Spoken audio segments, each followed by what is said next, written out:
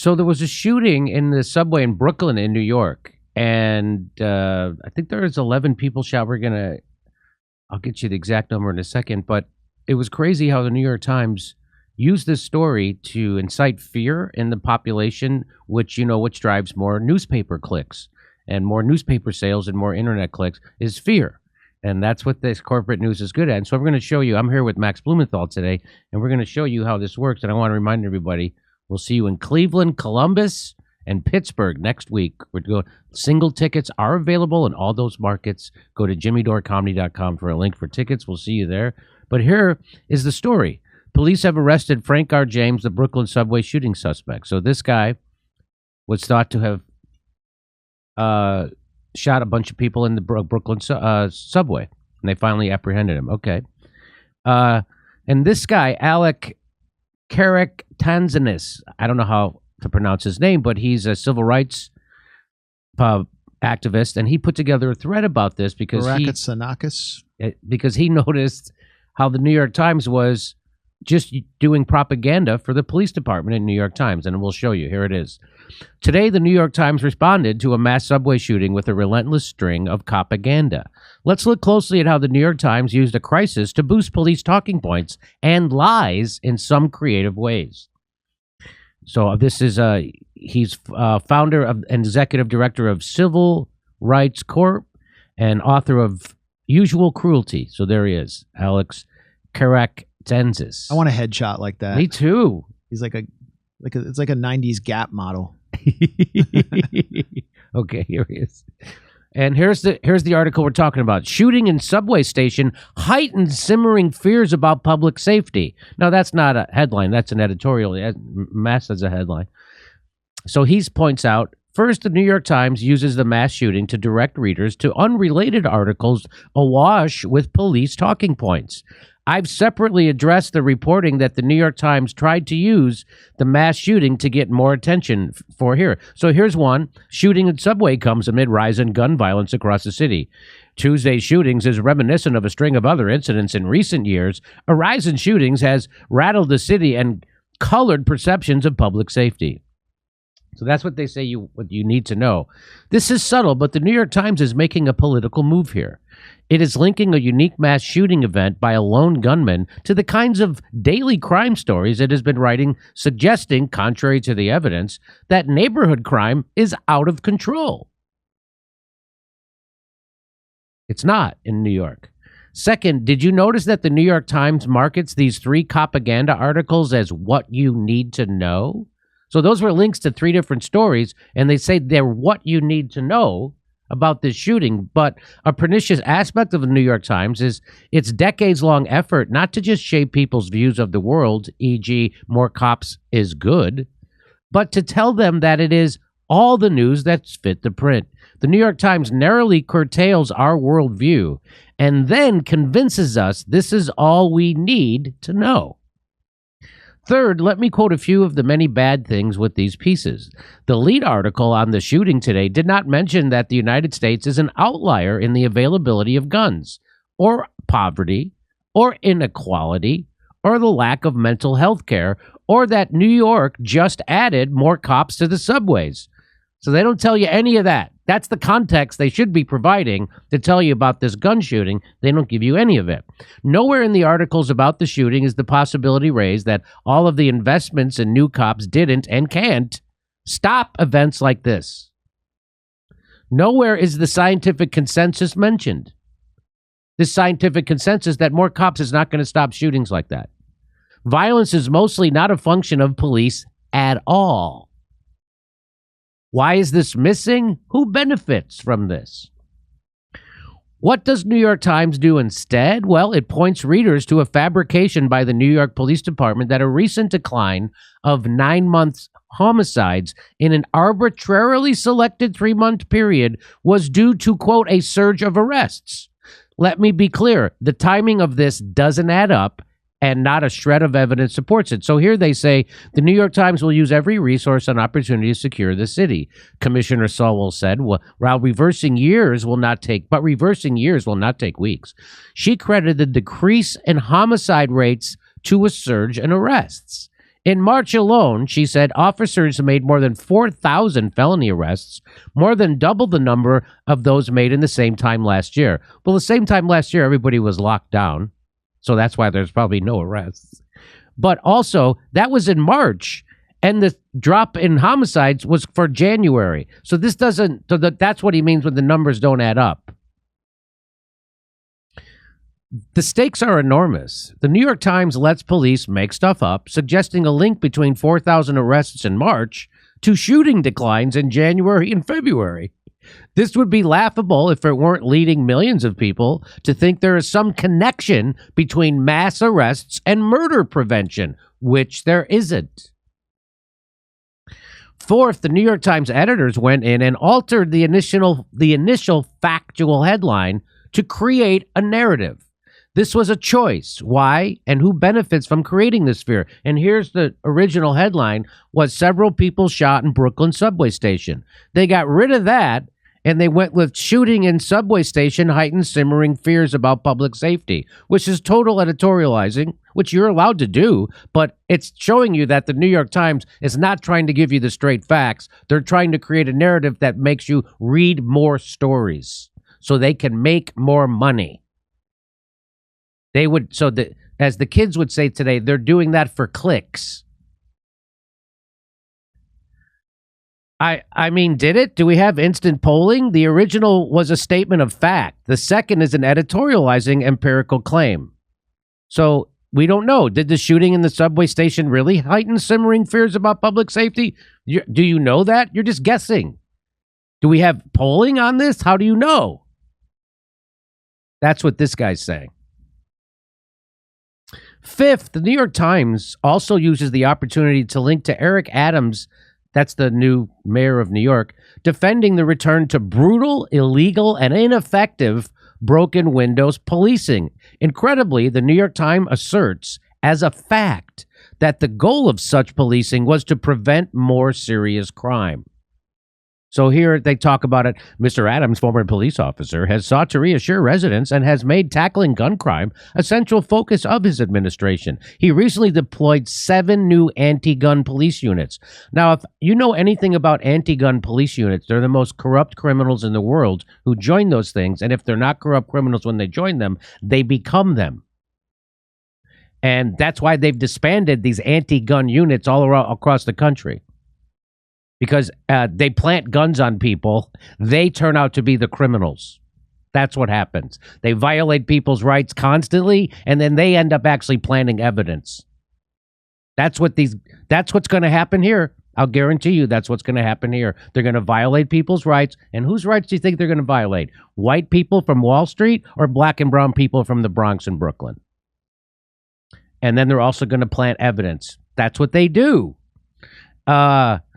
So the police department began to enforce so-called quality of life matters, recalling the city's embrace of broken windows policing, the stricter enforcement of low-level offenses in an effort to prevent more serious crimes. That's not how it works. But that's what the New York Times will tell you.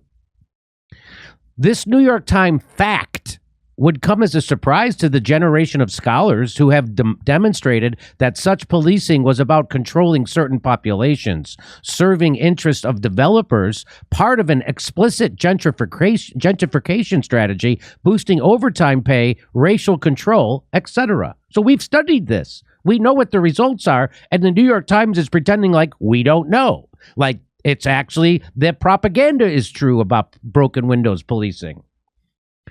This is just pure political propaganda to couch the very specific goals of elite capitalists and police union enforcers as ostensibly about preventing crime.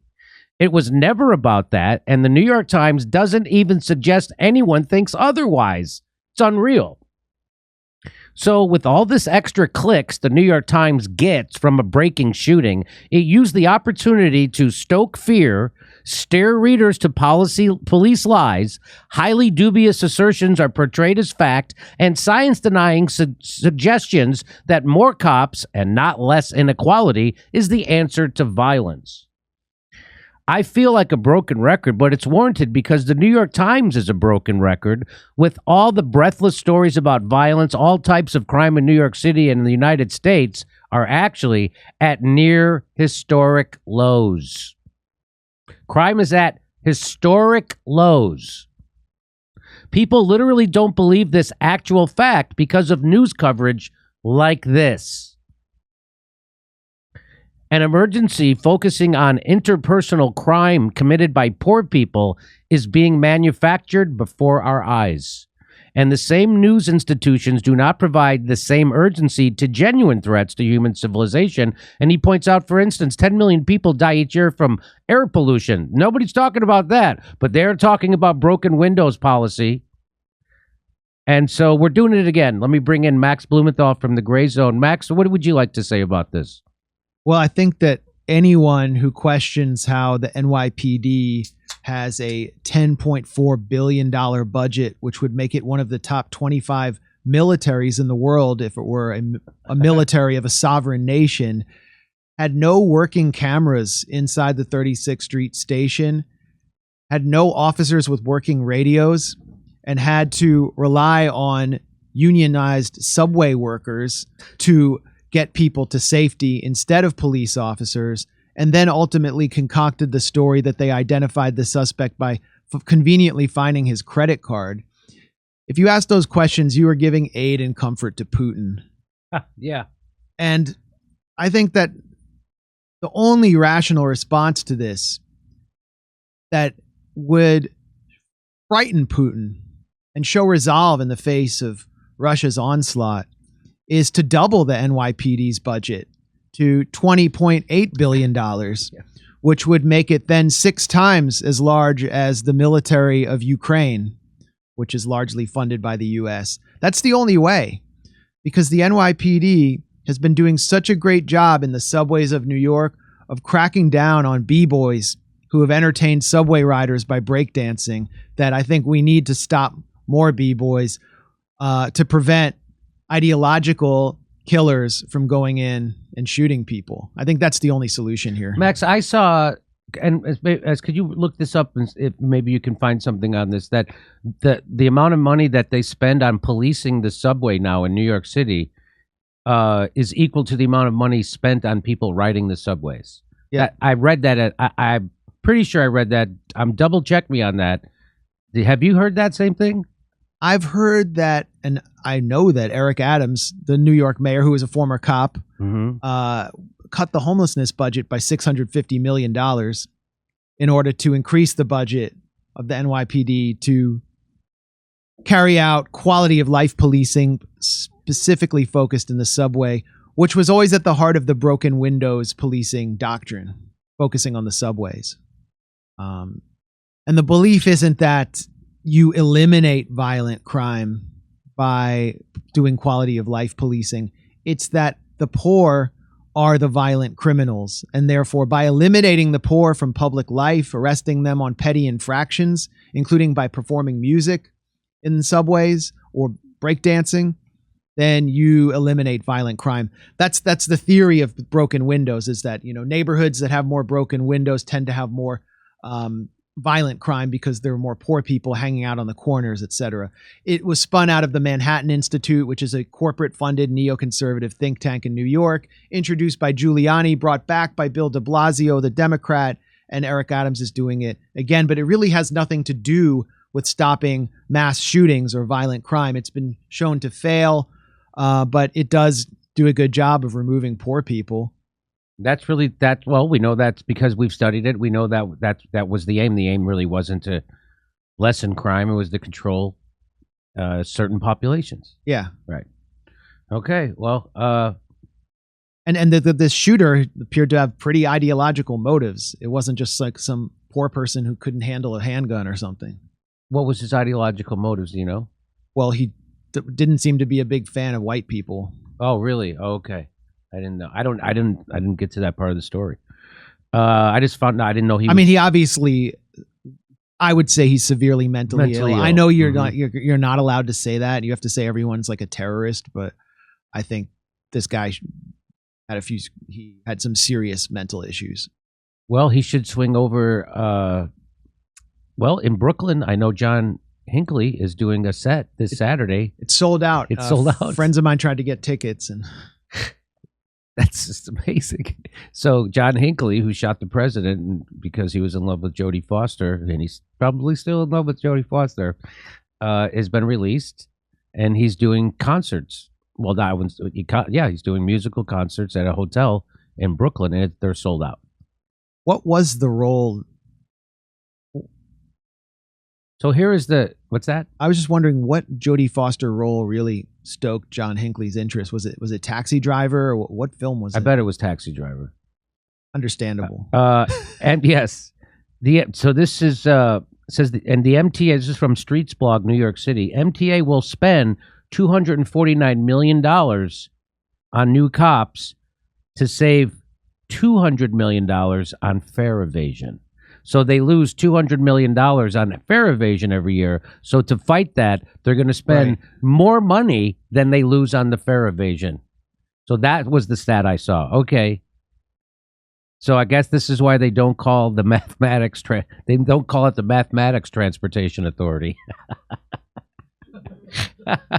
Fare evasion. I mean, I lived in New York for a long time. Anyone who lives in New York, you can see what's going on there. There's like the emergency exit door, and it's easy to just get someone on the other side to hold it open for you, or it's often just open because people are coming out with strollers.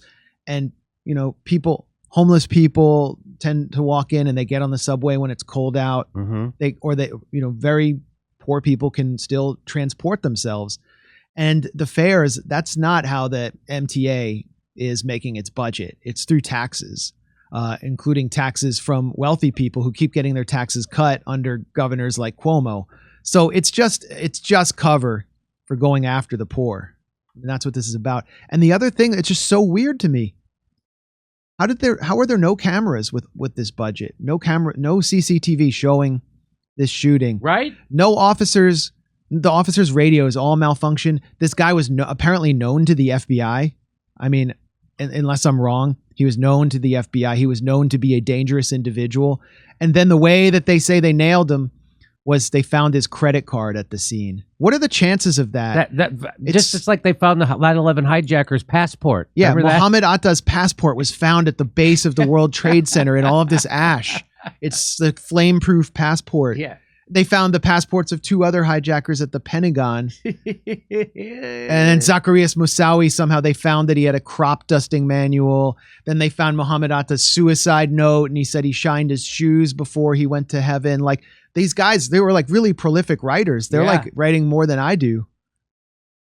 So there you go. Now you know what's happening in New York City, and now you know what happens when you elect a cop to be the mayor of your city. They cut the budget to help people by $650 billion, and they give it to the cops.